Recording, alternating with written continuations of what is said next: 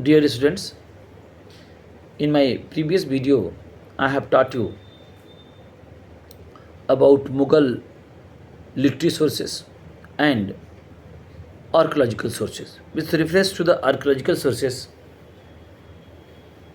I have taught monuments, buildings, some made by constructed by Babar and Akbar, Humayun, and Shah Jahan. So first monuments building I have discussed Humayun tomb that is situated in Delhi, and next one Fatehpur Sikri. The Fatehpur Sikri is located at a distance of 40 kilometers from Agra. If you will go to Agra, so you can see Fatehpur Sikri. According to the legend, Akbar, Emperor Akbar, who did not have a male heir, was delighted when a son was born to him after made a visit to the Sufi saint Sheikh Salim Chishti. To commemorate this event, he decided to name his son Salim and to build up a perfect city to the honor of Sufi saint. Dear students, regarding Sufi saints, I would like to tell you some important points. Sufi saints are very spiritual personalities. Like Hinduism, we have many saints like Sankaracharya. So, and many saints are there in our Hinduism also. So, likewise, in each and every religion, some saints are also there, like Mother Teresa in Christianity, and like Nizamuddin Auliya, Salim Chishti. These are Sufi saints. Sufi saints always communicated for Hindu-Muslim unity, and they loved humanity. And it is said that if they will give blessing, so God will accept their blessing, and who will demand for any blessing, so they will fulfill their desire. And one example is there, Fatehpur Sikri, Sheikh Salim Chishti. Uh, in the memory of Sheikh Salim Chishti, it was constructed by Akbar because Akbar had no male heir, and he prayed to uh, Sheikh Salim Chishti, and he given blessing, and by that only it is said that Jahangir, that Salim, uh, taken birth. So Akbar given that baby name Salim, and that Salim became Jahangir. So now Fatehpur Sikri. Fatehpur Sikri was Fatehpur Sikri. About Fatehpur Sikri, I would like to mention. I have told you this nearest Agra it is situated. Fatehpur Sikri was built to symbolize the power of Akbar empires, to represent the meaning of Allah message to mankind, and to display the wonders of the Islamic faith. Completed in 1578, Fatehpur Sikri has a grand palace where Akbar's court functions for a few years until the shortage of water caused the city to be abandoned. Other grand monuments in Fatehpur Sikri are Panch Mahal, the Buland Darwaja, a mosque dedicated to the Salim Chishti, tomb of Salim Chishti, a prayer hall for the new religious called Deen-e-Ilahi, started by Akbar here only, hall of public and private audience, Diwan-e-Aam and Diwan-e-Khas, Jodha Bhai Palace and Raja Birbal House is situated in Fatehpur Sikri. I went to Fatehpur Sikri when I went for a school tour. So along with children I went there, and I have seen Fatehpur Sikri. Very massive structure is there, and very decorated buildings are there. Today also we will go to when you will go, you will be very happy when you see the Fatehpur Sikri buildings.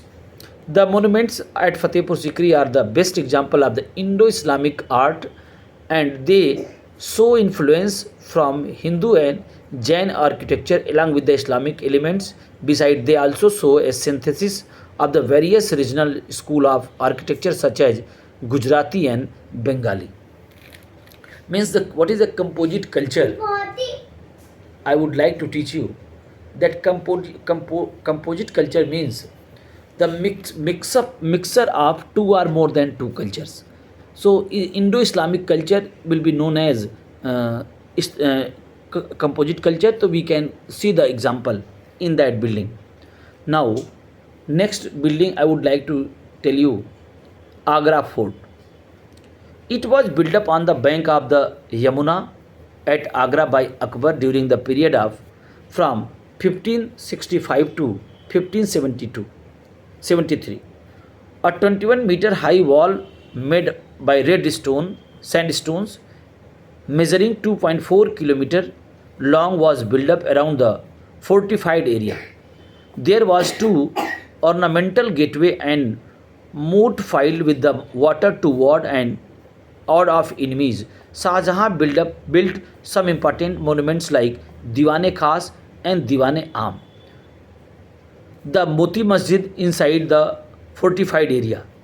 The innovative features of these monuments are the decorative art representing living beings such as elephant and dragons and birds which were missing in early Mughal art and architecture. So massive structure, you can see this one. Now next building, Taj Mahal. Taj Mahal, very popular monuments. I think my words are familiar about Taj Mahal. It was built up by Shah Jahan in memory of beloved wife Mumtaz Mahal. See, the work started in 1631 and was finished in 1653. So means long time taken. Started 31 and over in 53, means near about, okay, more than 20 years it has taken.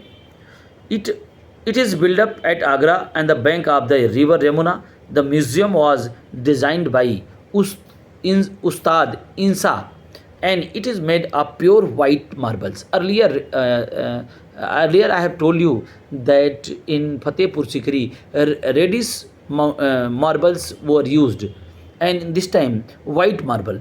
The main structure is constructed on a high platform on each of the four corners of this platform. Here is a minaret.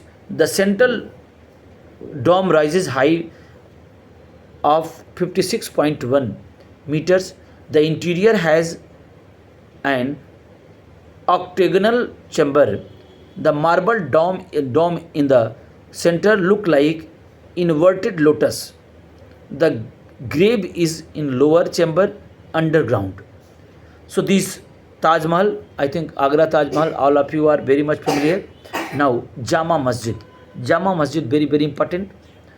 It was built up by Shah Jahan 1652 1656 and it is the biggest mosque of India. Jama Masjid, this question many times asked, which is the biggest mosque in India. It courtyard has the capacity to accommodate thousands of the people at a time. It is built on a lofty basement with the majestic flight of the steps leading to the imposing gateway on three sides of the courtyard. These face of its spacious prayer hall consisted the 11 arches, of which the central arches rises far above the roof level. And last monuments building, Red Fort, and that is last one. After that I'll start lesson. The Red Fort, I think very common place. It is situated in Delhi. It was built up by Shah Jahan and he decided to shift his capital to Delhi to Agra to Delhi. Construction started in 1639 and was completed in 48 on the bank of Yamuna. Red sandstones and marbles were used in construction. The fort measures 930 meters by 495 meters, has massive walls. There are two gateways. The western gateway is known as Lahori Gate. This gate was used for the emperor's ceremonial purpose. Among the many impressive buildings in the complex are Diwane Am, Diwane Khas. Diwane Am, Diwane Khas is the lavishly ornamented hall where the peacock throne was placed. The hall was used by the emperor to give audience to the prince of the royal family, nobles, and other important dignitaries. Aurangzeb later built up the Moti Masjid in the Red Fort. It made of the pure marbles. The Red Fort is an important historical monument. Many historical events are connected with the fort. The Prime Minister of India unfurls the national flag from the ramparts of independence August 15 every year. So these are monuments buildings. So Red Fort, Diwane Khas for Sultan or Emperor, and Diwane Am for each and every person.